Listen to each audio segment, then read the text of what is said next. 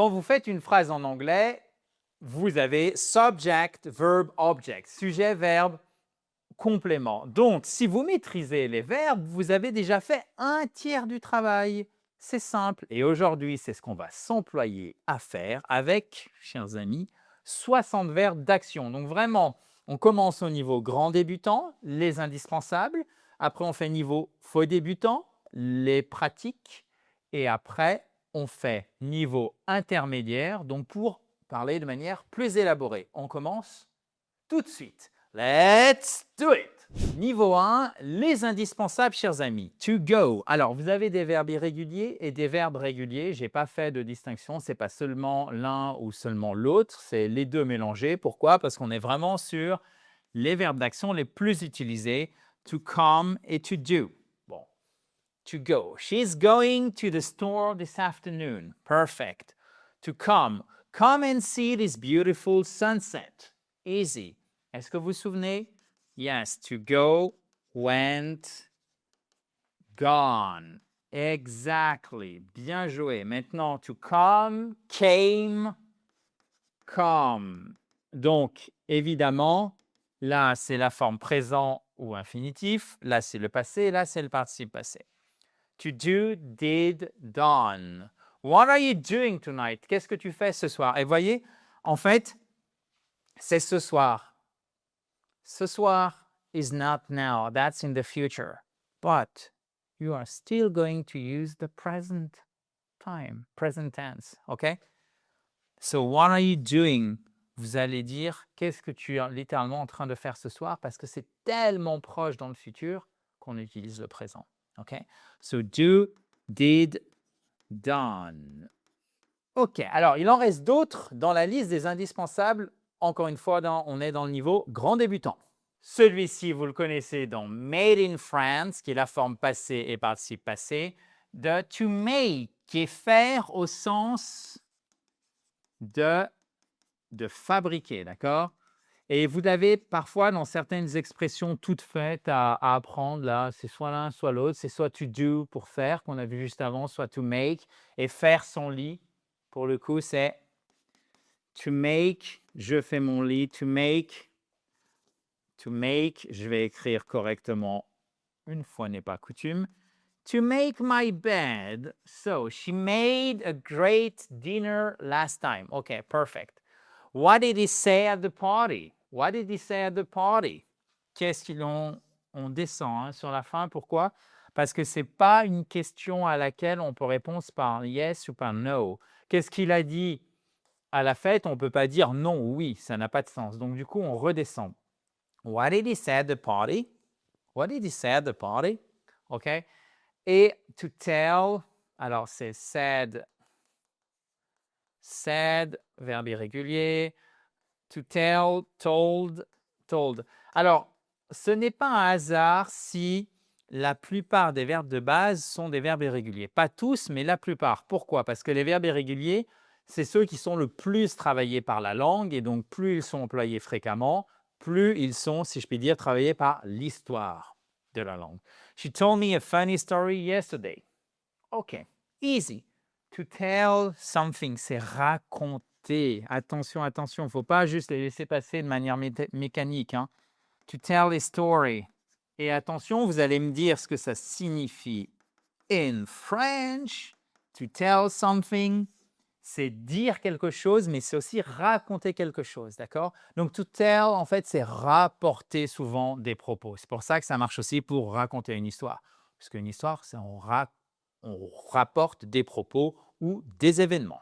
Alors, je vous avais dit que les verbes de base sont souvent irréguliers, mais pas tout le temps. Et là, on a deux exemples parfaits. To ask, to answer, répondre. Et ask me a difficult question. Alors, attention, c'est difficult. Vous voyez, ces verbes de base, ils ne sont pas très durs à prononcer, mais tout de même, il faut se méfier, d'accord? Ce n'est pas answer, non.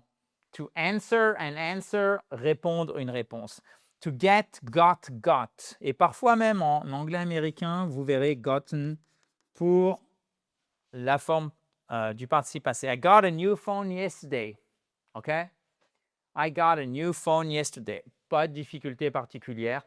Parfait. D'ailleurs, chers amis, tout ce que vous voyez à chaque fois sur chaque slide, vous pouvez le télécharger, vous pouvez le garder pour vous, c'est à votre disposition. Il suffit de cliquer sur le i en haut à droite ou sur le lien qui est juste en dessous si vous êtes directement sur tablette et sur mobile. Et vous aurez aussi la possibilité, si vous le souhaitez, de devenir membre de notre programme Parler anglais en 60 jours, qui est encore disponible pendant quelques jours. C'est un programme qui existe depuis 2017. Il a été mis à jour, évidemment. C'est le programme phare de I Speak Spoke Spoken pour reprendre l'anglais à la base et aller jusqu'à un bon niveau intermédiaire. Si cela vous intéresse et vous voulez améliorer votre anglais, chers amis, il suffit de cliquer sur le i en haut à droite pour voir la page de présentation ou sur le lien qui est juste en dessous. Continuons in a joyful atmosphere, dans la joie et la bonne humeur. Bon, notre répit était de courte durée puisque nous avons to give, gave, given. Donc là, on n'a que des verbes irréguliers. To give qui est donner. I'm going to give her a present tonight. Alors attention. Et faites très très attention à ce que je vais vous montrer. Et present. On est au-delà des verbes, mais je me dois en tant que formateur d'anglais de vous le dire. Et present, on a l'accentuation ici qu'on appelle le stress, c'est l'accent tonique. OK? Si je vous dis par exemple présenter quelqu'un à quelqu'un. Je ne vous le prononce pas, justement. Someone to someone. Alors, SO stands for someone, OK? C'est ici to present someone to someone. En fait, l'accentuation, elle shift, elle change, elle va sur la seconde syllabe et en plus, ça modifie ici le E qui ne se prononce plus comme un E, present, mais comme un I. D'accord? Donc, to present. Attendez, je vous fais des bêtises. To present, OK? Et present, un cadeau. To present, présenter quelqu'un à quelqu'un. Donc ça, c'est vraiment la difficulté de l'anglais. Savoir où se trouve ce stress, cet accent tonique, il est présent dans tous les mots qui ont 2 syllabes ou plus. Et parfois même, il modifie la prononciation du reste du mot. Comment on le sait? Ça vient avec la pratique. C'est pour ça aussi que je vous fais ces verbes irréguliers. Parce que par exemple, ça nous permettra de comprendre qu'on ne dit pas to take, mais to take, exactly. Et ça nous fait took, taken, comme le film éponyme, OK? He took the train, d'accord, the train to Paris yesterday. Easy to eat, ate, eaten. Donc c'est ate. Et attention, ce n'est pas hate, parce que hate, c'est la haine. Ce n'est pas la même chose que I ate lunch yesterday. Or has he eaten? Non, pas eaten, justement. C'est pas eaten. Ça ne marche pas. Has he eaten lunch yesterday? Vous n'avez pas de H. Je sais. On est sur des choses de base et là, vous dites, mais oh, la masse d'informations pour 3 verbes, mais c'est un enfer. Alors non, ce n'est pas un enfer, mais oui, c'est un travail qui demande beaucoup de régularité, beaucoup de répétition pour s'améliorer en anglais. C'est vraiment la base et c'est comme ça que vous allez, chers amis, pouvoir progresser. Practice, practice. And practice makes perfect. And only practice makes perfect. C'est seulement avec la pratique qu'on s'améliore et la régularité. Pour ça, sinon vous allez vous démotiver, il faut que vous preniez du plaisir. Donc continuons. In a joyful atmosphere. Alors, comment dit-on que quelqu'un est sous? Drunk. OK, donc c'est to drink, drunk, et la forme du participe passé qu'on peut donc utiliser comme un adjectif aussi. Drunk. Et c'est pas dunk, OK? Dunk. Non, c'est drunk. C'est pas la même chose. She drinks coffee every morning. OK, to sleep. Vous l'avez? Slept, slept. So, I sleep 7 hours every night. Et attention, hours, vous allez me détester.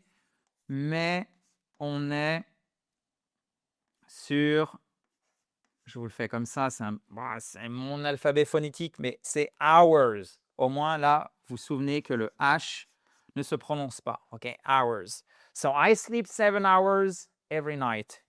So, regardez bien, vous voyez le 7 comme il est fait ici. Normalement, en anglais, le 1, c'est ça. Le 7, c'est ça. Donc, quand vous voyez ça, vous dites c'est un 7, c'est un 1, mais en fait, souvent, normalement, vous remontez la barre ici, vous inclinez un peu et c'est un 7. Souvent, quand vous voyez ça en anglais, en fait, ça va être un 7. Méfiez-vous, et ça n'existe pas. Mais parfois, vous verrez tout de même ceci. Mais honnêtement, ce n'est pas comme ça que ça s'écrit en anglais. Normalement, c'est comme ça. Voilà, donc là, j'arrête mon cours de calligraphie parce que c'est pas terrible, mais je pense que j'ai été suffisamment pédagogique pour que tout le monde s'en souvienne. Est-ce que tu vas t'en souvenir, toi qui regardes cette vidéo? Comment? Ou c'est un petit oui timide, hein? Mais ça, c'est vraiment important pour bien lire, d'accord? D'ailleurs, je vous donne un petit truc et après, je referme la digression. C'est quoi ce chiffre? Est-ce que c'est 2 ou 2000? En fait, c'est 2000. Si, par exemple, vous voyez ça, en anglais, c'est 1 million. Mais si vous voyez ça, avec un point, c'est 2,34. D'accord? Yes, OK, perfect. Je referme la parenthèse sur les chiffres, non pas les chiffres et les lettres, mais les chiffres et les nombres. She's working from home today. Bon, facile, to work, verbe régulier, worked, worked. Trop facile? De temps en temps, ça fait pas de mal. Bon, celui-ci, chers amis, vous êtes absolument inexcusable si vous ne le connaissez pas. Il s'agit de to speak et c'est spoke, spoken, comme cette fabulous YouTube channel, I speak, spoke, spoken. All right. D'ailleurs, if you want to subscribe, that's very easy. Just click on the red button, which is down there. Yes, absolutely. Do you speak English? Yeah, I do. At work? Yes, I do too. All right. To play, played, played, verbe régulier. The kids are playing in the park. All right. To read. Alors là, bon, l'orthographe, c'est facile. Mais qu'est-ce qui se passe? Eh bien, elle se prononce red. Red. Mais comme la couleur, Adrien. Mais tout à fait, exactement comme la couleur. Et là, je vous fais une mise en abîme magnifique puisque c'est en rouge. I've already read this book twice. 2 times, 2 fois, en fait, c'est twice. Twice.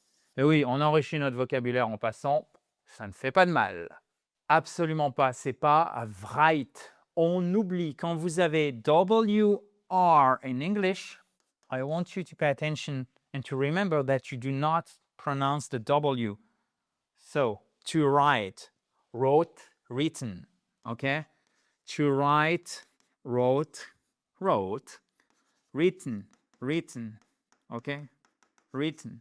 Okay, perfect. So, he wrote a long letter to his mother. Perfect. Et là, c'est pas to walk, non. To walk, walk. Vous voyez que le L ne se prononce pas. Let's walk to this restaurant. Easy. C'est un verbe régulier. Il marchait hier, par exemple. Ou allez, il marcha. Allez, on va le faire au passé simple. He walked. He walked. Que. Comme ça finit par un que, l'infinitif, on prononce walked. He walked. Good job. Après le niveau 1, qui est vraiment notre niveau de base, on monte d'un cran et on passe au très utile avec le niveau 1-2, qui est un niveau faux débutant. To find, found, found. Exactly. Trouver, chers amis. All right. He can't find his keys anywhere. Facile. To put. Put the milk in the fridge. Is it in the fridge? Yes, in the fridge. Please. All right. And open, verbe régulier. She opened the window this morning. Easy.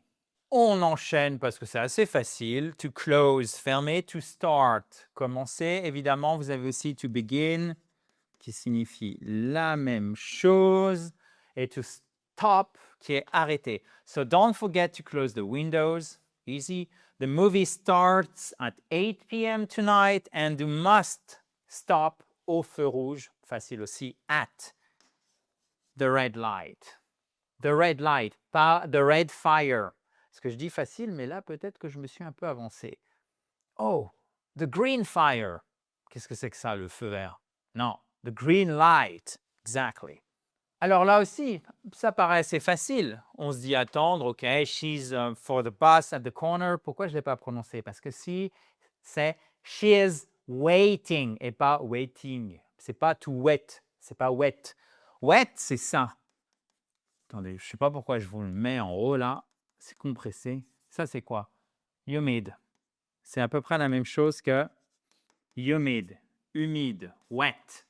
Ça, c'est wait. She's waiting for the bus at the corner. All right. Maintenant, to help. Easy. Can you help me with? Can you help me with?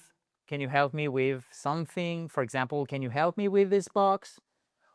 Et vous remontez là. Pourquoi? Parce que c'est une yes-no question. OK. So, can you help me with this box? OK, easy. Maintenant, to help, c'est aider et help, c'est aussi l'aide. Show et pas show, show. C'est pas look at the show ou I love the show. Hein? Non, non, non. He'll show us his new apartment. Apartment. Apartment. Et pas appartement. To meet, rencontrer, c'est quoi au passé et au participe passé? Exactement. Met. Met, exactly. To call, appeler. To listen, et pas to listen, mais bon, je pense que c'est bon, c'est écouter. So, et comment on dit entendre d'ailleurs? Entendre, c'est quand le son vient à vous, mais de manière involontaire. Écouter, c'est quand c'est vous qui faites l'action volontaire de tendre l'oreille, littéralement. Mais vous ne m'avez toujours pas dit comment... Ah si, pardon, je n'ai pas écouté, pardon. C'était exactement ça, to hear. Exactly. Good job. Sorry. She met her friends at the cafe yesterday. Easy. I'll call you back in 10 minutes. To call someone back. Let me call you back.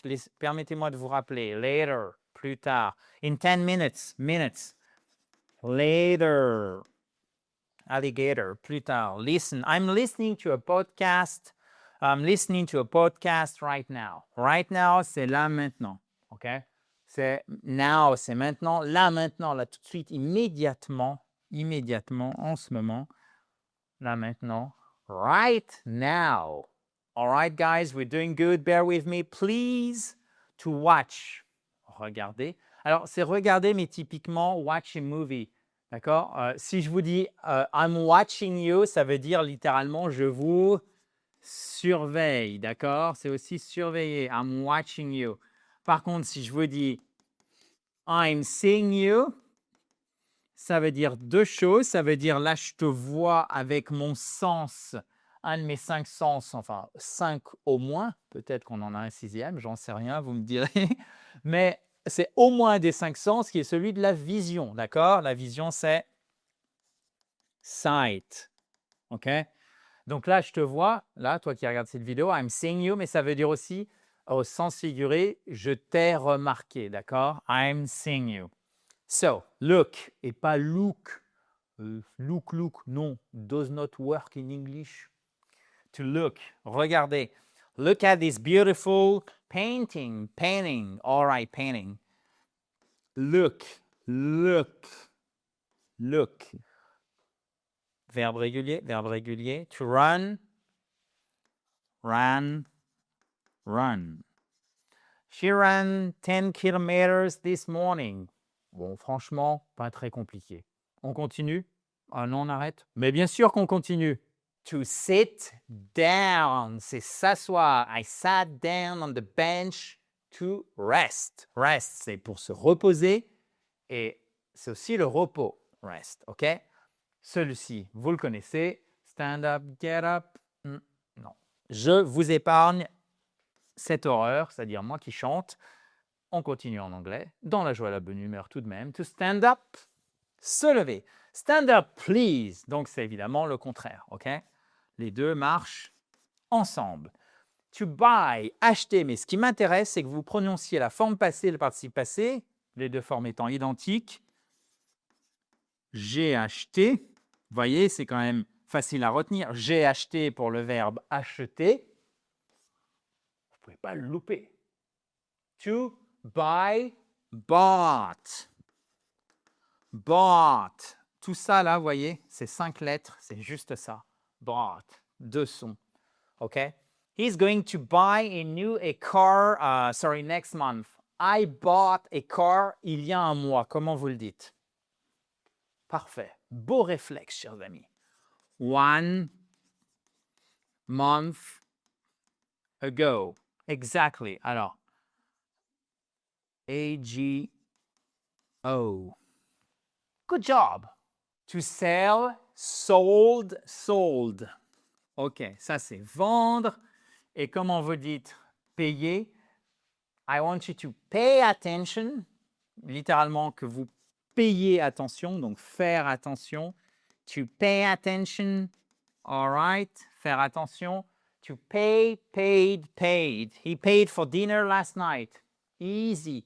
La prononciation, encore une fois, c'est vraiment la clé. Passons maintenant toujours dans ces 60 verbes d'action au niveau intermédiaire, c'est-à-dire exprimer des idées plus précises, plus nuancées, chers amis. Par exemple, to use, utiliser, verbe régulier. To move, déménager, verbe régulier aussi. Alors, I'm moving, regardez, I'm moving right now, I'm moving, c'est aussi bouger, ok? Qu'est-ce qu'il ne faudrait pas pour faire, pour illustrer tout ceci? To change, that doesn't change, ok? Changer. She has changed a lot since high school. Bon, facile, elle a beaucoup changé depuis le lycée. Je trouve que c'est intéressant ici parce que vous voyez, depuis le lycée, c'est depuis en fait ce point dans le temps qui est le lycée jusqu'à aujourd'hui. She has what? Changed a lot. Donc, vous voyez, ça a commencé au lycée, ça va jusqu'à aujourd'hui. Conséquence dans le présent, c'est quoi la conséquence de ce qui s'est déroulé avant? Ben, she has changed to changed a lot. C'est pour ça qu'on a un present perfect. Nice. He's moving to London next month. Pas de difficulté particulière. Même chose avec he has never used this software before. Ça, c'est, est-ce que c'est is ou c'est has? Ne regardez pas le français, ça n'a rien, rien à voir avec le français, je vais trop vite. Il faut comprendre comment marchent les temps en anglais pour ne pas faire d'erreur et rester dans le système des temps anglais et surtout pas essayer de transposer ce que vous voyez ici. Ah bah tiens, c'est le verbe avoir, ça doit être le verbe avoir. Non, ça marche une fois sur deux. Bon, là, il se trouve que ça marche parce que c'est has never used. Vous voyez? En fait, c'est dans le temps qui passe. Donc, nous, on est là. C'est notre présent. On ne sait pas exactement quand ça démarre, mais ça démarre dans le passé. Et jusqu'à aujourd'hui, ben, nada, walou, Kuchi, rien du tout. Il avait never used this software before. He has never used this software before. Yeah, perfect. Si je vous dis to live et to leave, quelle différence faites-vous? Oh, ok, parfait, très bien. To live, c'est habiter, to live. C'est un i court, d'accord? Qui se fait là, to live. Si je vous dis to leave, c'est laisser, mais aussi quitter. OK? Donc, to leave, partir. She has just left. Oui, parce que la forme passée du participe passé, c'est left, left. She has just left the meeting, la réunion, la sacro-sainte réunion qu'on adore tous. To arrive, arriver, pas to arrive. Non, to arrive. Voyez notre accent tonique? The stress is on the second syllable. I know I keep repeating myself, but that is absolutely fundamental. So I want you to remember this, okay? To arrive, please do not say to arrive. It sounds very French, and that is actually super wrong, all right? Yeah. What time does your flight arrive? No. What time does your flight arrive? Eh oui, en fait, qu'est-ce qu'on fait? Là, on redescend. Pourquoi? Parce que c'est what time, c'est pas oui, non. Ça ne marche pas. Donc, ce n'est pas une question à laquelle on peut répondre par oui ou par non. Qu'est-ce qu'on fait? On redescend sur la fin. What time does your flight arrive? What time does your flight arrive? Yes, good job. To drive, drove, driven. Exactement, c'est un verbe irrégulier et peut-être que certains d'entre vous se souviennent du jeu éponyme, c'est en guillemets un petit peu vieux, driven. Okay? Tout est bon pour retenir une forme en anglais, surtout quand elle est irrégulière. D'ailleurs, vous voyez que le i ici se prononce non pas comme un I, attention, driven. So drive, can you drive me to the airport? Can you drive me to the airport? Et oui, là, on remonte pour le coup parce qu'on a une yes, no question. All right. Can you drive me to the airport? What time does your flight arrive? Yes? Good. Vous voyez, je trouve qu'on a pris un très bon rythme. Maintenant, ça devient, je ne sais pas si vous le ressentez aussi, de plus en plus facile à dérouler. Et c'est normal parce que c'est ce que je vous disais tout à l'heure. Régularité. Il vous faut de la régularité. Et là, ça fait déjà un petit moment qu'on travaille nos verbes, donc c'est normal que ça déroule de plus en plus. To travel, I would, pas I would. Non, non, non, non. I would. Déjà, le L, vous ne l'entendez surtout pas, et le OU, c'est un O court. I would. C'est utilisé exactement pour former le conditionnel. J'aimerais. Pas j'aimerais, c'est pas le futur. J'aimerais, si c'était possible. I would love, I would like, ok, que parfois vous verrez, et même très souvent en apostrophe D, forme contractée. I would like to travel around the world. I can't choose between these two dresses. To choose, chose, chosen. Et si je vous dis, you are the chosen one. Tu es l'élu, celui qui est choisi.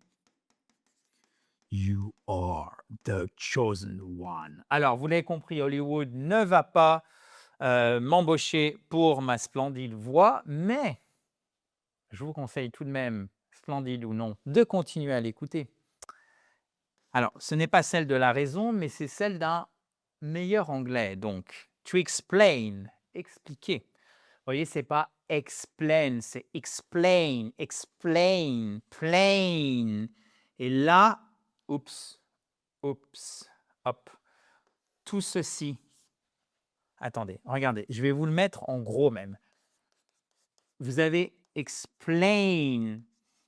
Tout ceci là, c'est votre seconde syllabe et c'est celle qui est porteuse de l'accent tonique. Attendez, je fais n'importe quoi. Voilà. Hop, hop, hop, hop. Alors, j'essaye désespérément. C'est magnifique, je suis vraiment désolé. Bon, ça, c'est notre seconde syllabe. Bon, je ne vais pas y arriver. To explain. Mais par contre, maintenant, vous retenez, hein, s'il vous plaît. To explain. Explain, OK? En fait, le X, vous avez un K, donc vous avez votre I, ik, qui n'est pas accentué, et après, vous avez se, p. Donc, en fait, le X, c'est pour ça que je me suis trompé, il est pris entre les deux. Vous avez un x. Mais la fin du X, en fait, c'est le début de votre seconde syllabe, et c'est là, où c'est accentué. Explain, all right? N'oubliez pas, chers amis, que tout ce que vous avez à l'écran, vous pouvez le télécharger en cliquant sur le i en haut à droite. Vous aurez aussi le quiz d'application à votre disposition. Si vous ne voyez pas le i en haut à droite, vous avez le lien directement dans la description de la vidéo. To learn, apprendre. I have been learning Spanish for 2 years.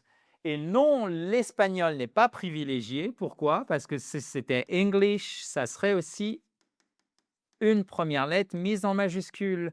Même chose avec French or any language, all right? So I've been learning Spanish for 2 years. Vous voyez, le I've been learning, c'est un present perfect continuous, which shows that this is a process, okay?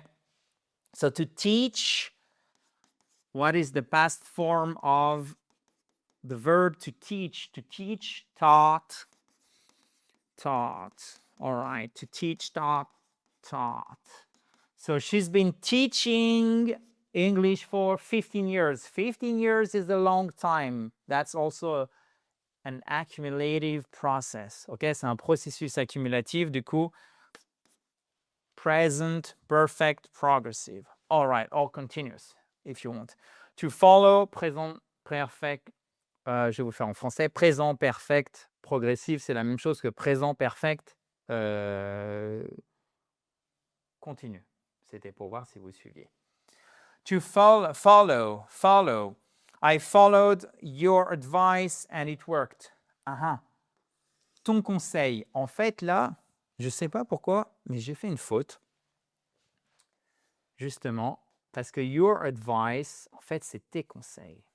Alors, on pourrait traduire aussi par ton conseil, mais stricto sensu, your advice, c'est tes conseils, grammaticalement parlant, et your piece of advice, your recommendation, c'est ton conseil. A piece of advice, un conseil, advice, les conseils. On n'a jamais advices. Ça, c'est une horreur au niveau prononciation, au niveau grammatical, en anglais tout court. Donc, jamais, au grand jamais, je ne répète pas cette faute. Mais s'il vous plaît, ça, c'est vraiment aussi quelque chose de très important à garder en tête. To send, sent, exactly. He sent me a gift last week. To bring, vous l'avez? Forme passée et participe passé. Brought. Tom, to buy, bought. Okay? To bring, brought. So, don't forget to bring your passport tomorrow. Easy. Alors là, porter, transporter, vous pouvez dire to carry ou to carry. C'est comme vous voulez. Ça marche aussi.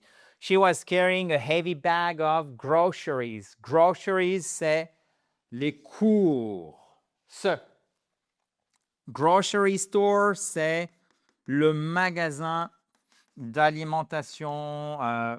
Vous aurez aussi, alors c'est un peu élargi, il n'y a pas que de la nourriture, mais convenience store. Enfin, je dirais même, il n'y a presque pas de nourriture étant donné la qualité de celle qui s'y trouve.